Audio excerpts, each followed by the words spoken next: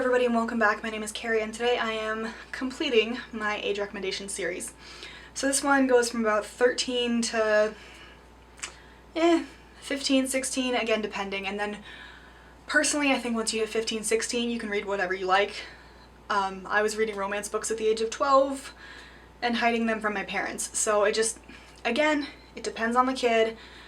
This is not a hard and fast rule as far as the age and the recommendations. This is just a general one based on my experience, my view of these books, and what some of my other more extended family members have been talking about as far as letting their kids read.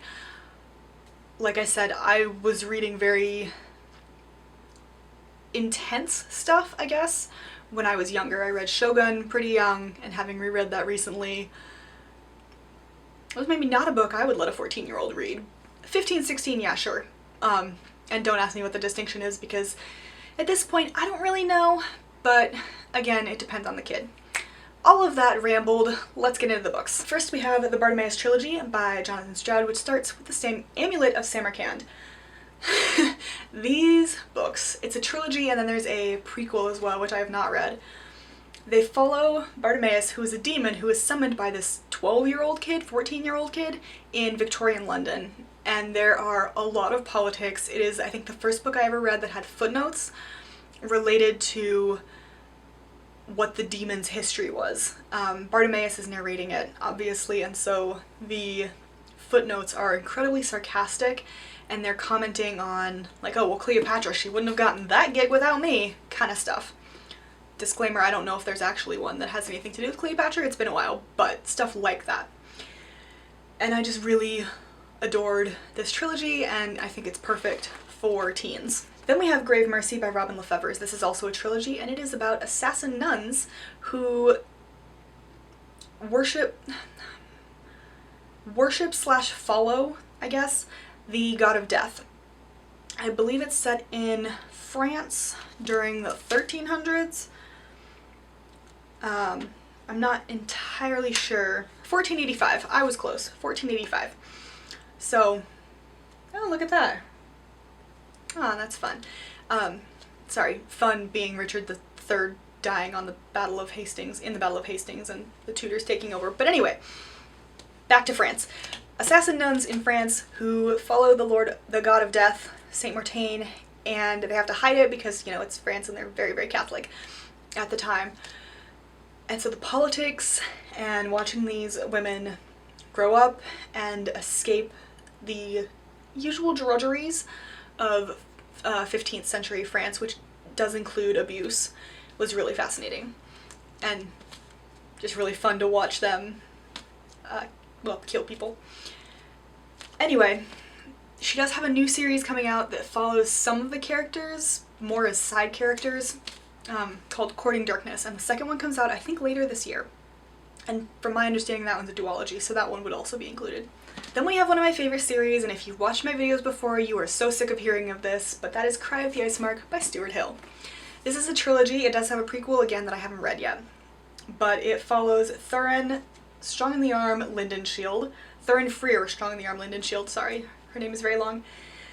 And in this first book, she is 13, and she and her father, who is the king of the Ice Mark, are trying to defeat this southern, ancient Roman-esque empire who wants to expand into their northern kingdom. They have to make allies with unexpected creatures, and there is, oh, it's so great.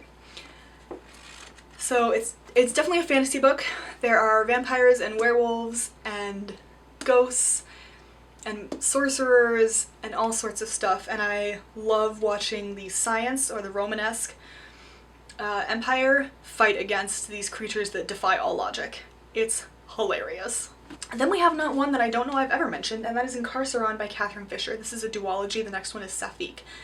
This, oh, it's been a while. Incarceral is a prison that nobody can get out of. Nobody has ever escaped, according to legend. And so our main character, Finn, decides that he's going to find a way out. And so you follow him through this adventure as he's trying to escape this legendary prison. And by the end of it, boy, is it surprising. I will just say that. I loved this book. I think it was fantastic. It is dark, it is eerie, and the fantasy element is definitely there. It's really good. Then we have Graceling by Kristen Cashore. Obviously, I couldn't go without mentioning this one. This is about a place where there are 7 kingdoms, and within those 7 kingdoms, there are people with 2 different colored eyes. So one blue, one green, or silver, gold, gray, purple, whatever. And if you have 2 different colored eyes, it means you're graced. Graced means that you have some sort of heightened ability. It could be cooking, it could be swimming, it could be killing, it could be whatever. And our main character, Katsa, is graced with the ability to kill. Her uncle is the king of one of these kingdoms, and so he uses her as his strongman. You follow her as she sets out to find out who kidnapped the grandfather of one of the princes of another kingdom. It's really fascinating to watch her develop from the beginning to the end and watch her realize that it's not set in stone what she has to be. Then we have the Finishing School series, which starts with Etiquette and Espionage by Gail Carriger. This series is about women in the late Victorian era. Maybe not late Victorian era, the Victorian era, because this one's in the yeah, that's a receipt. I want to say this one's in the late, I keep saying late, in the 1830s or something. Not that they tell me the year, of course, but anyway, sometime in the 1800s, and they're sent to a finishing school that is in a blimp, so it flies around the moors in the UK. And it turns out that it's not just to teach them how to embroider and make small talk and pour the perfect cup of tea. It also teaches them how to gather information and kill people. Loved this one, loved the setting. The main character is hilarious and fantastic, and I really enjoyed watching him. Then we have Deep Blue by Jennifer Donnelly, which is just an amazing mermaid series. There are very few of these that I have found. I love that romance isn't really a part of this series. I love that it's friendship and working together. The politics are fantastic and the setting is amazing. Next we have The Girl in the Steel Corset by Katie Cross, which is a quartet about 4 women who are within the same friend group, all with extraordinary abilities. So the Girl in the Steel Corset is extremely strong. I loved reading this series. It is steampunk and so very different to anything I had read before. I like that these women break out of the Victorian confines of femininity.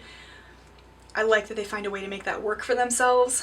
I like that they have romances that don't necessarily confine themselves to, again, the stereotypical Victorian restraints. And it was really fun to watch them maneuver the politics and the problems that are going on and the reasons that they're all together. Last but not least, we have The Warrior Heir by Cinda Williams-Chima. Realistically, anything by her. I really enjoyed this series. The first 3. It was originally a trilogy, and then she made the mistake of doing 2 more. They're not bad books. I mean, they're Cinda Williams-Chima books, so they're good books. They just shouldn't have been written because this series wrapped up well, perfectly, and it didn't need them. They're excessive and unnecessary. But other than that, her books are fantastic and well thought out and well done. So this series follows, well, warriors and sorcerers and enchanters and different people with different abilities. This one specifically follows Jack, who thinks he's a warrior, but things happen. And these people live within our community without showing what they are, because obviously humans don't like things that we don't understand or can't control, and so we kill them and they don't want to die. Fair enough. But this was definitely one of my favorite books in high school as far as fantasy went, because it's just so fun. It was fantastic. Those are all of the books for the 13 to 15-ish age range. Anyway, I hope you enjoyed, and I will see you in my next video. Bye!